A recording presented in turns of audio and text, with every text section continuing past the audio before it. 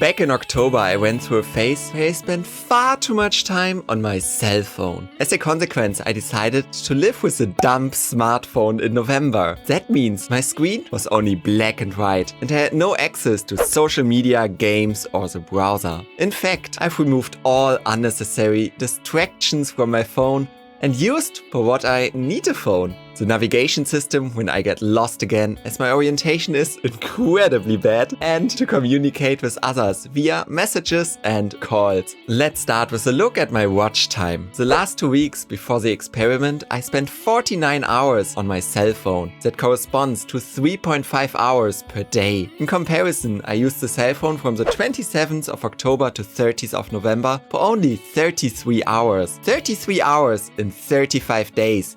Less than 1 hour per day. If I had used my cell phone 3.5 hours a day as before, I would have gotten to 122.5 hours. That means in this 1 month, I spent almost 90 hours less time on my phone.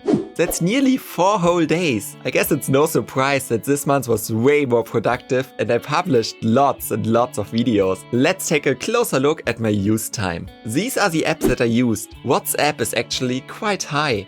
That's because I currently live in a binational relationship. We have at least a short video call per day. Simple Life Tracker is a point tracker for real life games. The teleprompter and YouTube was to produce and check my own videos. If we effectively subtract these 7 hours from the 33 hours, we get an even better result.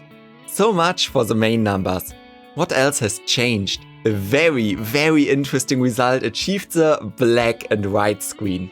The phone just doesn't have this richness of color anymore and the screen is a lot less appealing. I once had visitors with child and they wanted to play with my phone. Alone the black and white screen was so unattractive that the children directly put my phone aside and were looking for something else to play.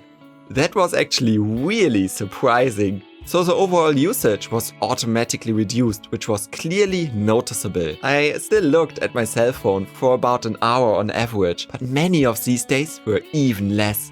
Less than 20 minutes. My mobile phone became much less important in this very short period of time. My phone is back to what it is originally made for, and not to constantly glue me in front of the screen. Additionally, the challenge forced me to take a long break from social medias. That's also worked incredibly well. I was never a person who consumed a lot, but still, sometimes an hour or two went into it. But during this time, I actually did not even miss these medias. On the contrary, it was very liberating. And as a result, I unfollowed all channels, both on Instagram and TikTok. From now on, I plan to focus on creating content instead of consuming.